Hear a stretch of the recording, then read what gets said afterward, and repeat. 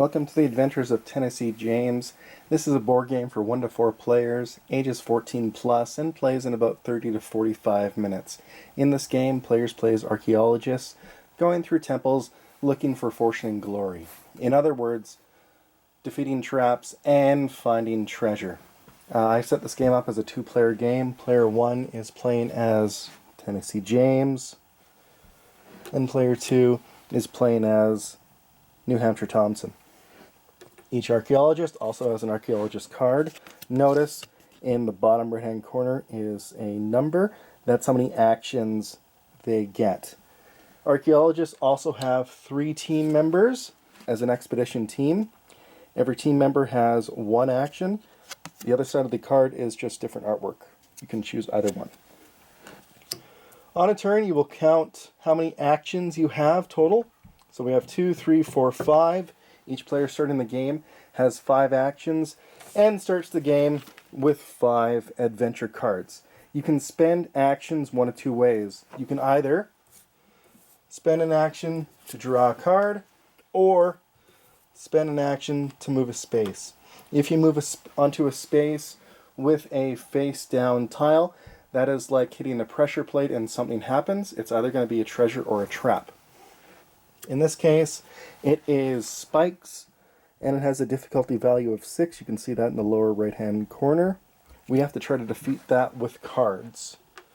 I need to play equal or exceeding 6. I can play action cards in the red there, and I can also play modifier cards with the caveat that I play a action card first. So in this case, what I will do is I will play a bullwhip for 3,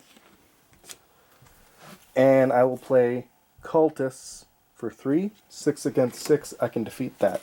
If I'm not challenged, I can just defeat that and collect those for victory points. However, other players can play modifier cards to make the game harder, to make the trap harder.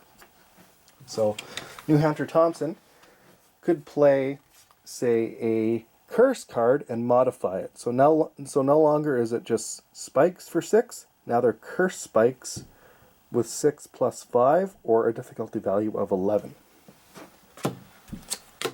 Now I gotta play 5 more. Luckily I have a shotgun, so 6 plus 6 is 12. Play that. I defeat the trap.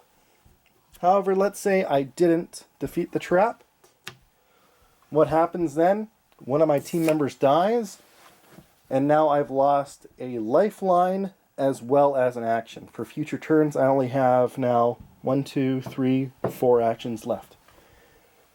If all my team members die, and I fail at defeating a trap, I'm out of the game. I'm now dead. Once you've hit a certain number of victory points in the game, the temple will begin to collapse. When it collapses, at the end of each turn, rubble tokens will start falling on spaces. These don't impede player actions in any way. It's just a timer. At the end of every action, or at the end of every turn, you will place rubble tiles to every adjacent space of a rubble tile. Once every space in the temple is filled with rubble tiles, the temple is completely sealed. All players inside are killed. The game ends only one way. Once all surviving players are outside of the temple. That's how the game ends. And whoever wins the game is whoever has the most victory points in traps and treasures. Thanks for watching.